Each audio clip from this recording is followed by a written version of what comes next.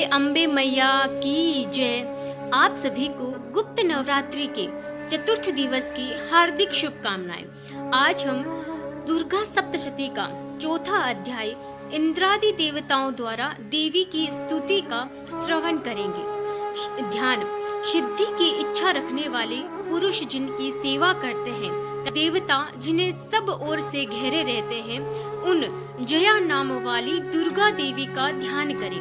उनके श्री अंगों की आभा काले मेघ के समान श्याम है। वह अपने कटाक्षों से शत्रु समूह को भय प्रदान करती हैं। उनके मस्तक पर आबद्ध चंद्रमा की रेखा शोभा पाती है। वे अपने हाथों में शंख, चक्र, कृपाण और त्रिशूल धारण करती हैं। उनके 3 नेत्र हैं। वह सिंह के कंधे पर चढ़ी हुई हैं और अपने तेज से तीनों लोकों को परिपूर्ण कर रही हैं। ऋषि कहते हैं, अत्यंत पराक्रमी दुरात्मा महिषासुर तथा उसकी दैत्य सेनाओं के देवी के हाथ से मारे जाने पर इंद्र आदि देवता प्रणाम के लिए गर्दन तथा कंधे झुकाकर उन भगवती दुर्गा का उत्तम वचनों द्वारा स्तवन करने लगे। उस समय उनके सुंदर अंगों में अत्यंत हर्ष के कारण रोमांच हो आया था। देवता बोले, संपूर्ण देवताओं की शक्ति का समुदाय ही जिनका स्वरूप है तथा जिन देवी ने अपने शक्ति से संपूर्ण जगत को व्याप्त कर रखा है, समस्त देवताओं और महर्षियों को पूजनीय उन जगदम्बा को हम भक्ति पूर्वक नमस्कार करते हैं। वे हम लोगों का कल्याण करें, जिनके अनुपम प्रभाव और बल का वर्णन करने में भगवान शेषनाग, ब्रह्मा जी तथा महादेव जी भी समर्थ नहीं हैं।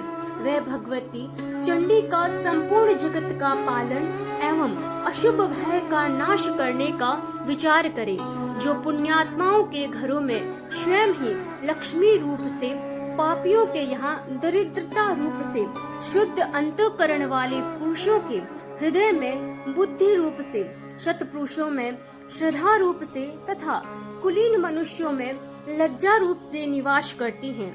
उन आप भगवती दुर्गा को हम नमस्कार करते हैं। देवी, आप संपूर्ण विश्व का पालन कीजिए। देवी, आपके इस अचिंतनीय रूप का असुरों का नाश करने वाले भारी पराक्रम का तथा समस्त देवताओं और दैत्यों के समक्ष युद्ध में प्रकट किए हुए आपके अद्भुत चरित्रों का हम किस प्रकार वर्णन करें। आप संपूर्ण जगत की उत्पत्ति में कारण हैं। आप में सत्व गुण, रजोगुण और तमोगुण, ये तीनों गुण मौजूद हैं, तो भी दोषों के साथ आपका संसर्ग नहीं जान पड़ता। भगवान विष्णु और महादेव जी आदि देवता भी आपका पार नहीं पाते। आप ही सबका आश्रय हैं। ये समस्त जगत आपका अंशभूत है, क्योंकि आप सबकी आदिभूत अव्याकृता परा प्रकृति है। देवी, संपूर्ण यज्ञों में जिसके उच्चारण से सब देवता तृप्ति लाभ करते हैं, वह स्वः आप ही हैं। इसके अतिरिक्त आप पितरों की भी तृप्ति का कारण हैं। अतएव सब लोग आपको श्वधा भी कहते हैं। देवी, जो मोक्ष की प्राप्ति का साधन है, अचिंतनीय महाव्रता स्वरूपा है, समस्त दोषों से रहित जितेंद्रिय तत्वों को ही सार वस्तु मानने वाले तथा मोक्ष की अभिलाषा रखने वाले मुनिजन जिसका अभ्यास करते हैं, वह भगवती पराविद्या आप ही हैं। आप शब्द स्वरूपा हैं।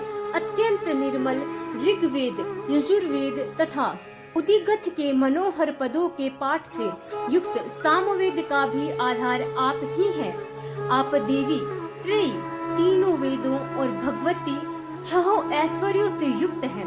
इस विश्व की उत्पत्ति एवं पालन के लिए आप ही वार्ता, खेती एवं आजीविका के रूप में प्रकट हुई हैं। आप संपूर्ण जगत की घोर पीड़ा का नाश करने वाली हैं। देवी, जिससे समस्त शास्त्रों के सार का ज्ञान होता है, वह मेधा शक्ति आप ही हैं। दुर्गम भव सागर से पार उतारने वाली नौका रूप दुर्गा देवी भी आप ही हैं।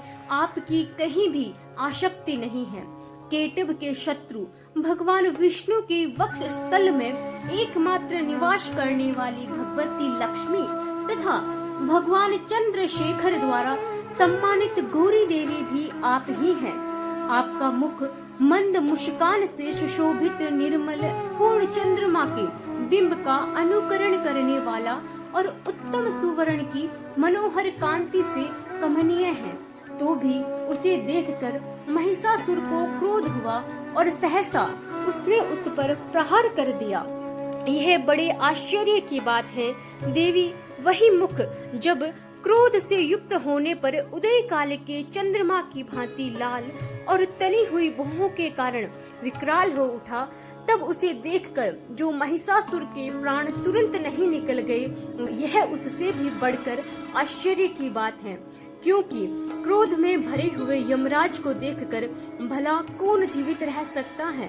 देवी आप प्रसन्न हो।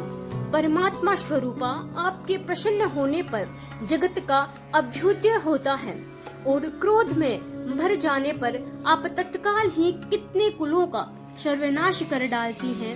यह बात अभी अनुभव में आई है, क्योंकि महिषासुर की यह विशाल सेना क्षण भर में आपके कोप से नष्ट हो गई है। सदा अभ्युदय प्रदान करने वाली आप जिन पर प्रसन्न रहती हैं, ये वे ही देश में सम्मानित हैं। उन्हीं को धन और यश की प्राप्ति होती है।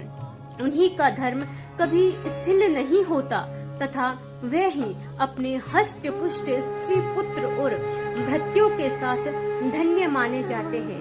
देवी आपकी ही कृपा से पुण्यात्मा पुरुष प्रतिदिन अत्यंत श्रद्धा पूर्वक सदा सब प्रकार की धर्मानुकूल कर्म करता है और उसके प्रभाव से स्वर्ग लोक में जाता है। इसीलिए आप तीनों लोकों में निश्चय ही मनवांछित फल देने वाली हैं।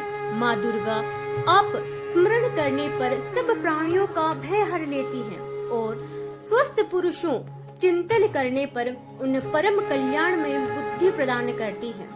दुख दरिद्रता और भय को हरने वाली देवी आपके सिवा दूसरा कौन है, जिसका चित्त सबका उपकार करने के लिए सदा ही दयाद्र रहता हो।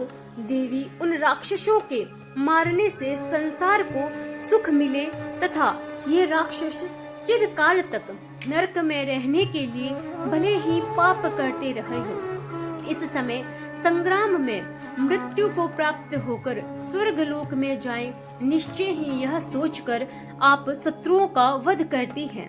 आप शत्रुओं पर शस्त्रों का प्रहार क्यों करती हैं? समस्त असुरों को दृष्टिपात मात्र से ही भस्म क्यों नहीं कर देती? इससे एक रहस्य है। ये शत्रु भी हमारे शस्त्रों से पवित्र होकर उत्तम लोक में जाएं। इस प्रकार उनके प्रति भी आपका विचार अत्यंत उत्तम रहता है। खड्ग के तेज पुंज की भयंकर दीप्ति से तथा आपकी त्रिशूल के अग्रभाग की घनीभूत प्रभा से चौंधिया कर जो असुरों की आंखें फूट नहीं गई, उसमें कारण यही था कि वह मनोहर रेशमियों से युक्त चंद्रमा के समान आनंद प्रदान करने वाले आपके इस सुंदर मुख का दर्शन करते हैं। देवी आपके शील दुराचारियों के बुरे बर्ताव को दूर करने वाले हैं। साथ ही यह रूप ऐसा है जो कभी चिंतन में भी नहीं आ सकता और जिसकी कभी दूसरों से तुलना भी नहीं हो सकती तथा आपका बल और पराक्रम तो उन दैत्यों का भी नाश करने वाला है जो कभी देवताओं के पराक्रम को भी नष्ट कर चुके थे। इस प्रकार आपने शत्रुओं पर भी अपनी दया ही प्रकट की है। वरदायिनी देवी आपकी इस पराक्रम की किसके साथ तुलना हो सकती है तथा शत्रुओं के भय देने वाला एवं अत्यंत मनोहर ऐसा रूप भी आपके सिवा और कहाँ है। हृदय में कृपा और युद्ध में निष्ठुर था, ये दोनों बातें तीनों लोकों के भीतर केवल आप में ही देखी गई हैं। माते, आपने शत्रुओं का नाश करके इस समस्त त्रिलोकी की रक्षा की है। उन शत्रुओं को भी युद्ध भूमि में मारकर स्वर्ग लोक में पहुंचाया है तथा उन्मत्त दैत्यों से प्राप्त होने वाले हम लोगों के भय को भी दूर कर दिया। आपको हमारा नमस्कार है देवी, आप शूल से हमारी रक्षा करें। अंबिके, आप खड्ग से भी हमारी रक्षा करें तथा घंटा की ध्वनि और धनुष की टंकार से भी हम लोगों की रक्षा करें। चंडी के पूर्व, पश्चिम और दक्षिण दिशा में आप हमारी रक्षा करें तथा ईश्वरी अपने त्रिशूल को घुमाकर आप उत्तर दिशा में भी हमारी रक्षा करें।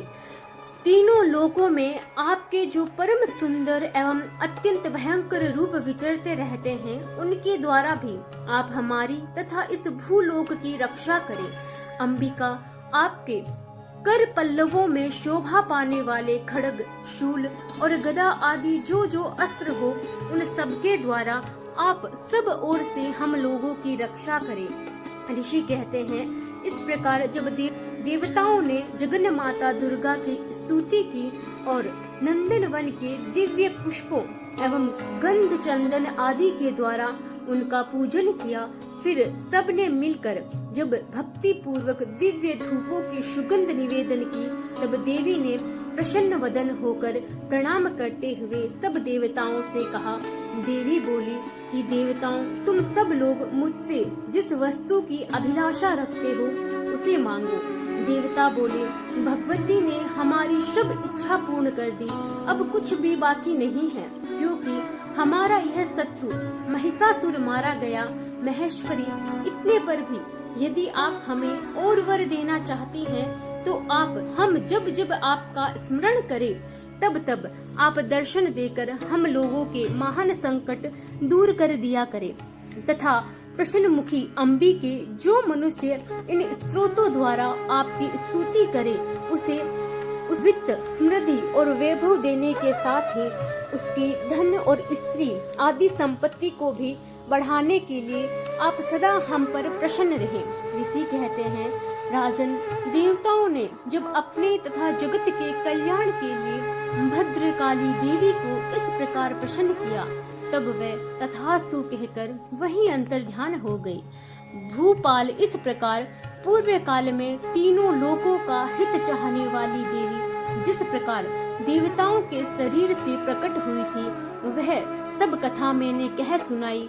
अब पुनः देवताओं का उपकार करने वाली वह देवी दुष्ट दैत्यों तथा शुंभ निशुंभ का वध करने एवं सब लोगों की रक्षा करने के लिए गौरी देवी के शरीर से जिस प्रकार प्रकट हुई थी, वह सब प्रसंग मेरे मुंह से सुनो, मैं उसका तुम्हें यथावत वर्णन करता हूँ। इस प्रकार श्री मार्कंडेय पुराण में शार्वणिक मनन्वंतर की कथा के अंतर्गत देवी महात्म्य में शक्रादि स्तुति नामक चौथा अध्याय पूरा हुआ। हरि शरणम बोलिए अम्बे मैया की जय।